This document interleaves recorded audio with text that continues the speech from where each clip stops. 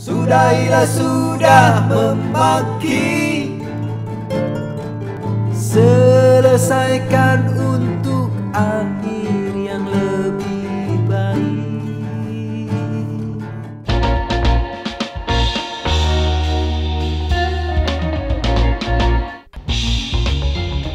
Oke bro, yang belum pakai headset dipakai dulu headsetnya. Aku tungguin ya. Oke, udah siap semua? Let's go. Aku sebenarnya gak pernah punya keinginan untuk menjadikan Jenny kekasihku, karena dia lebih layak kalau menjadi anakku. Tapi semua yang terjadi itu gak bisa dihapus begitu saja. Mungkin ini bukan cinta, tapi bentuk kasih sayang yang berlebihan. Kasih sayang yang disebabkan oleh rasa ingin memiliki. Seorang anak gadis yang merindukan seorang ayah, dan seorang ayah yang sudah lama kehilangan anaknya. Keduanya bertemu. Itu sebabnya hubungan kami yang memang romantis itu tidak melahirkan apa-apa, kecuali sebuah kenangan. Ya, hanya kenangan. Mungkin baru kali ini seumur hidupku aku menikmati cinta tanpa melibatkan syahwat. Padahal umumnya laki-laki itu setiap pacaran selalu ada unsur hasrat, seks, dan kepuasan birahi. Namun dengan Jenny aku gak pernah melakukannya. Bukan karena so alim atau karena aku gak tega. Hanya saja aku merasa sayang banget kalau bunga yang sedang mekar itu dijamah, apalagi dirusak. Tapi tetap saja yang namanya percintaan itu pasti melahirkan kekecewaan. Terutama aku, gak tahu kalau dia.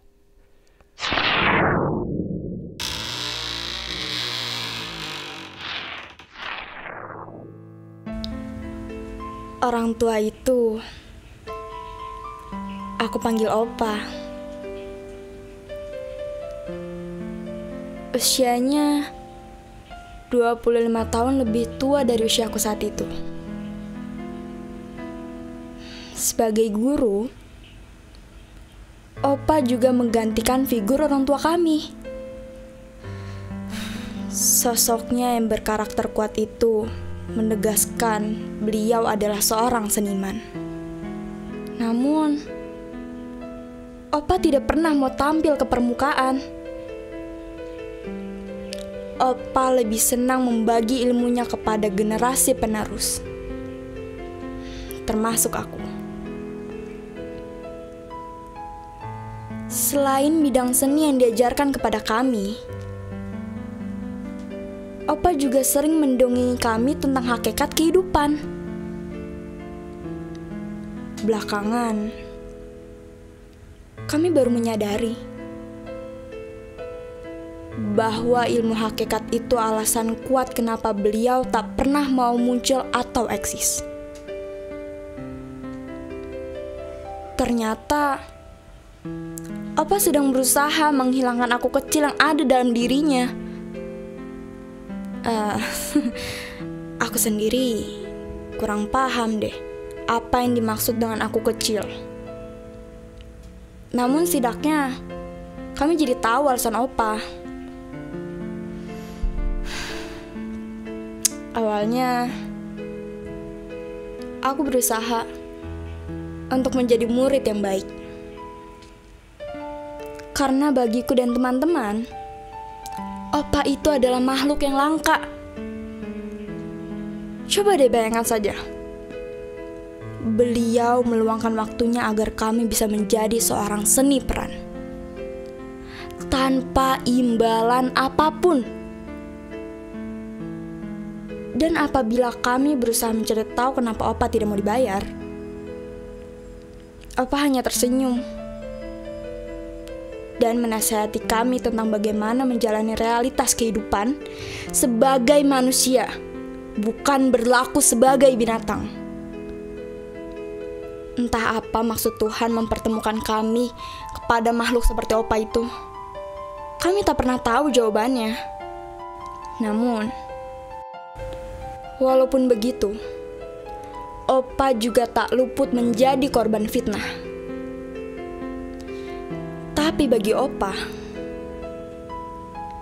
fitnah bukanlah hal yang perlu dirisaukan. Baginya, sebuah fitnah tak lebih dari sekedar gigitan nyamuk di tengah mimpi yang indah. Kadang aku membenarkan pendapat itu, tapi kadang berusaha tidak setuju. Sebagai muridnya, tentu saja aku ingin mengklarifikasi fitnah-fitnah itu. Ketika aku mencoba memperbaiki nama baik beliau, justru fitnah itu semakin berkembang. Akhirnya mau tidak mau, aku menyetujui pendapat Opa yang juga mulai berkembang. Nyamuk semakin diobatin akan semakin banyak, katanya.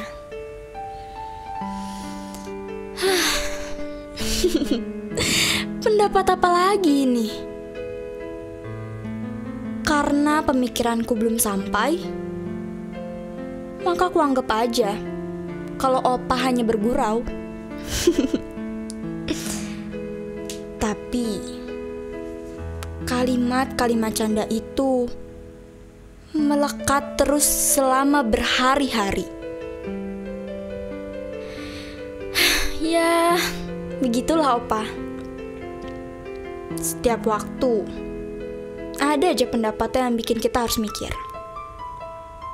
Nah, itu makanya aku pengen berbagi kenanganku sama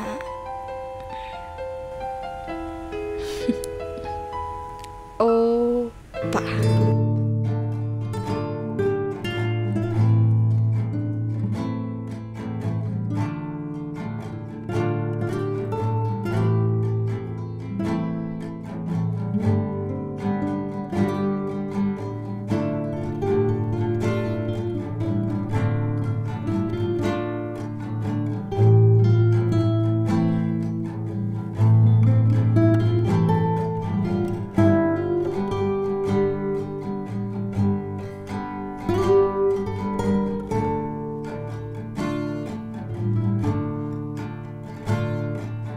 Sambil menari ia bisikan rindu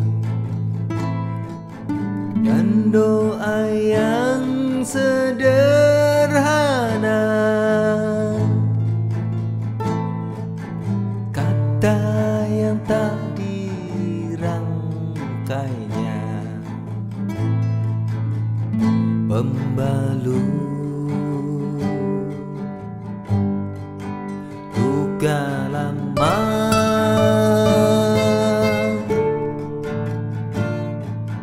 kecupan jembatan usia yang tak lagi ada tanya. Ini aliran mengalir,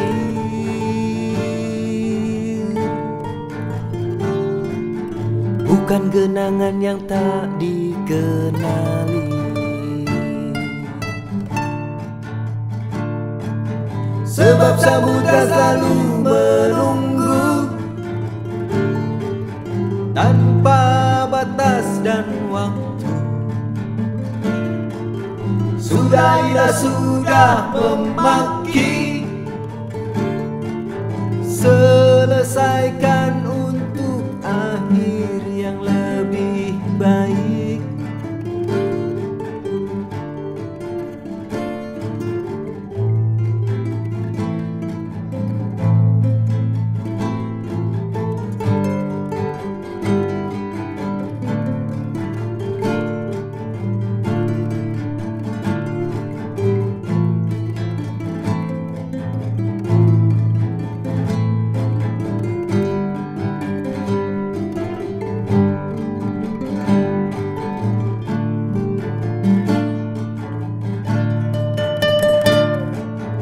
sebab samudra selalu menunggu tanpa batas dan waktu. Sudahilah sudah memaki, selesaikan untuk akhir yang lebih baik. Sebab samudra selalu menunggu tanpa batas dan waktu. Sudahilah sudah memaki, selesaikan untuk akhir yang lebih baik. Oh,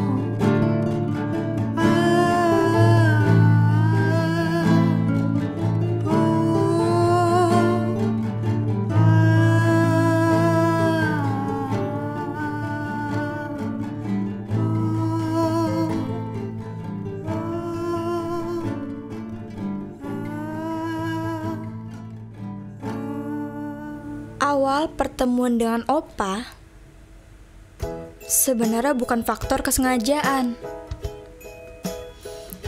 Tapi karena kebetulan aja. Jadi waktu itu aku mengantarkan anaknya Tante Vina mendaftarkan latihan acting di sanggar tempat Opa mengajar. Karena kebetulan aku lagi senggang dan gak punya kegiatan lain. Lagian, apa salahnya mengantarkan sepupuku Siska? Sesampai di tempat tujuan, kami menunggu sambil melihat proses latihannya.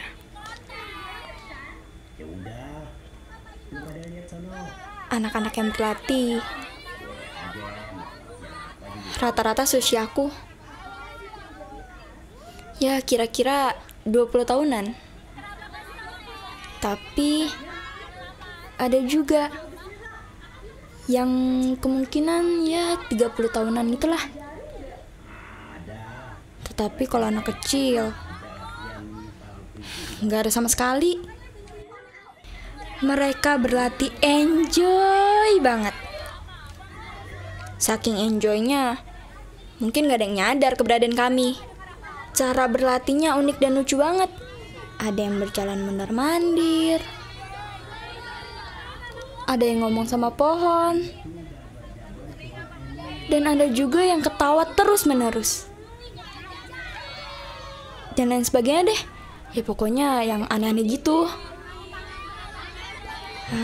Dalam hati aku sempat bertanya, mungkin ini tempatnya orang-orang stres ya? Tak lama kemudian, kami pun berdialog dengan Opa. Oh ya, anaknya Tante Vina itu bernama Siska. Kami mulai menyampaikan tujuan yang datang situ. Saya pengen latihan acting, Pak. Opa tersenyum ketika Siska memanggilnya dengan panggilan Pak. Jangan panggil Pak. Jadi, saya mesti panggil siapa? Anak-anak di sini biasa memanggilnya Opa. Sekali lagi, kita hanya saling berpandangan. Baiklah, Opa. Jadi, bagaimana saya bisa ikut latihan acting? Maksud saya syarat-syaratnya, Opa. Yang penting, kalian punya kemauan keras. Tapi saya nggak punya bakat. Tapi, kamu pengen bisa kan? Dalam hatiku berkata, ya jelas kepengen dong. Opa ini pertanyaannya aneh deh. Baru pertama kali ketemu udah bikin mikir. Selanjutnya, beberapa petuah awal dari Opa disepakati oleh Siska. Tak lama kemudian, setelah melihat latihan, kami pun undur diri. Awal pertemuan dengan Opa tak membawa kesan apapun, kecuali keanehan dalam bertutur kata. Di dalam mobil, Saat perjalanan pulang, kami sedikit membahas sanggar milik Opa.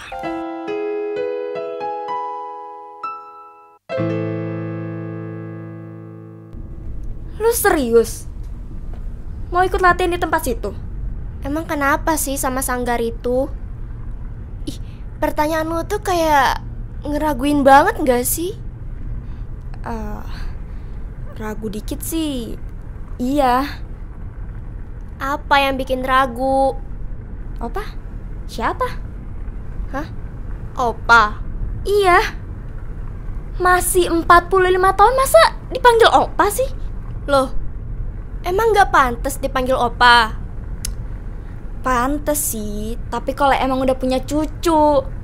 Menurut gue sih gak masalah sama panggilan Opa itu. Ya jangan dijadiin alasan buat ragu juga kali. Boleh aja nggak ragu. Tapi coba deh, lihat cara dia bertanya. Kayak gimana gitu loh. Kayak gimana maksudnya? Maksud gue itu, Opa ngomongnya bikin kita mikir. Loh, malah bagus dong itu. Artinya dia ngajarin kita buat mikir. Menurut gue sih ya, lebih enak itu kita langsung to the point. Ya moga-moga aja gak modus. Jen, udah sih gak usah diambil pusing. Lagian gue ini yang latihan. Mending kita ke mall. Boleh tuh. Onigiri kan? So, itu pasti. Oke.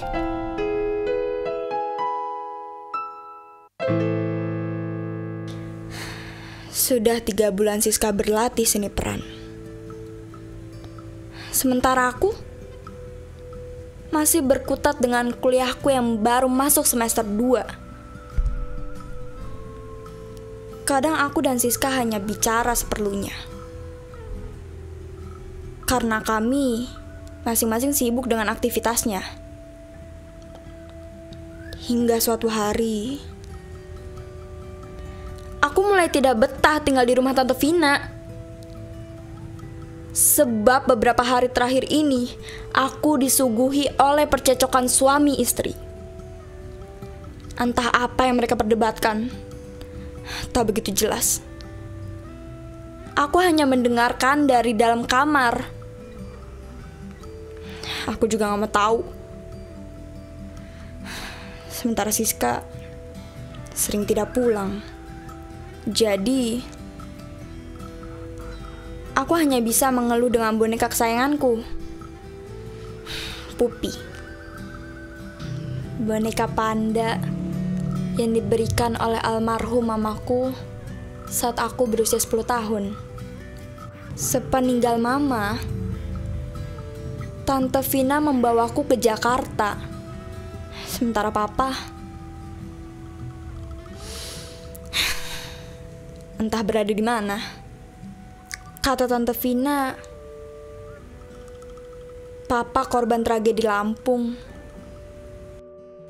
Papa dijadikan kambing hitam dalam kasus itu. Walaupun bisa jadi betul kalau papa itu adalah korban, namun hati kecilku tetap tidak bisa menerima kenyataan. Kenapa harus kami? Sudahlah. Aku gak mau mengingat peristiwa itu lagi.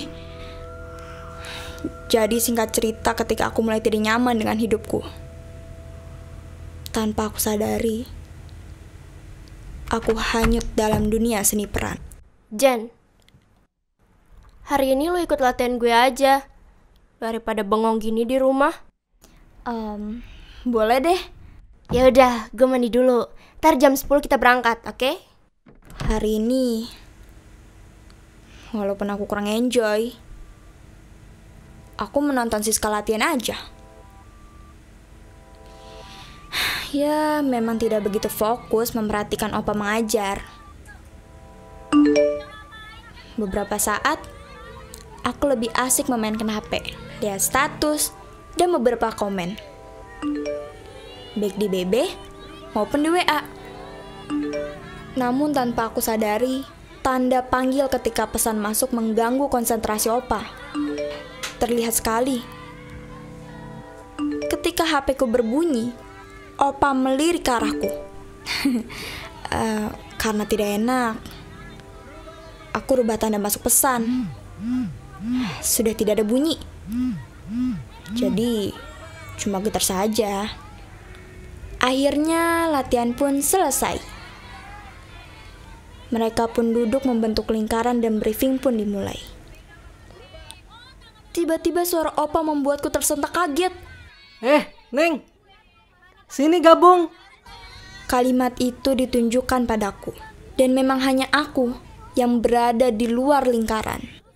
Siska, ajak saudaramu gabung di sini daripada cuma garuk-garuk HP terus. Ih, sialan betul orang tua itu. Orang lagi chatting dianggap garuk-garuk HP. Karena serba salah mesti bagaimana?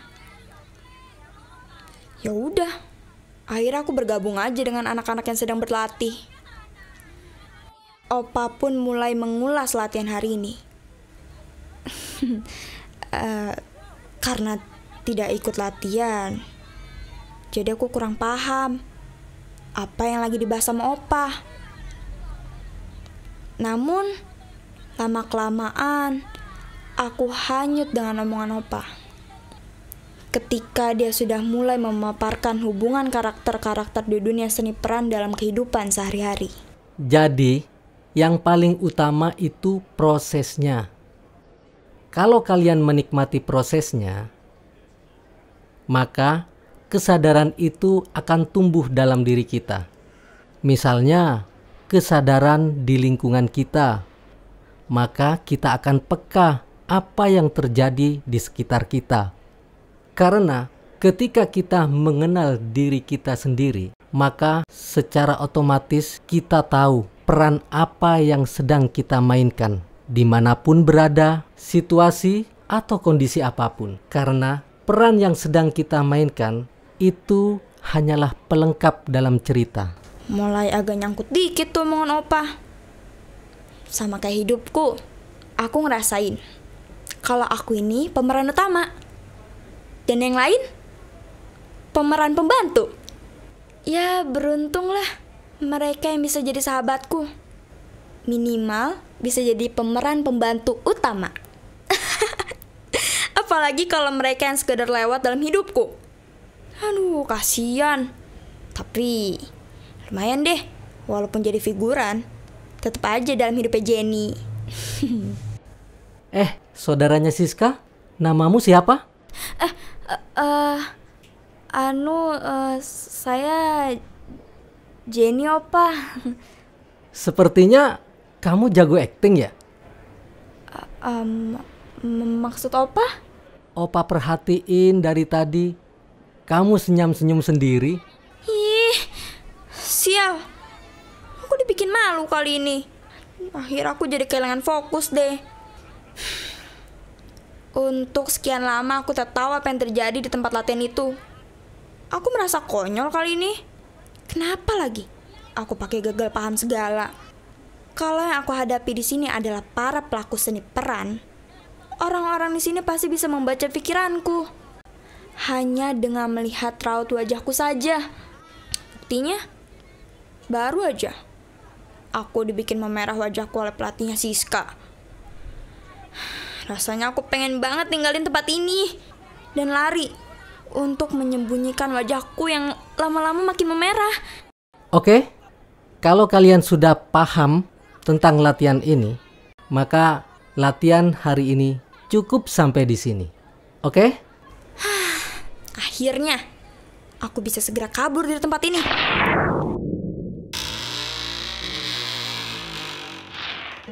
Begitulah awal gadis remaja yang bernama Jenny itu hadir dalam hidupku. Dia seperti anak-anak gadis yang lainnya, datang ke sanggarku untuk belajar akting. Dan saat itu, aku juga menganggapnya biasa saja, sebab memang belum ada apa-apa di antara kami. Atau mungkin juga karena baru saja ketemu. Yang aku tahu, setelah Jenny menjadi seorang artis yang cukup populer, dia tetap seorang gadis jujur dan tidak sombong. Aku bangga mendengarnya. Itu berarti selama ini aku sudah berhasil menjadikannya seorang aktor yang tetap menjaga keseimbangannya sebagai manusia. Kemudian aku selalu teringat awal-awal bisa berpacaran dengan Jenny. Ya, peristiwa itu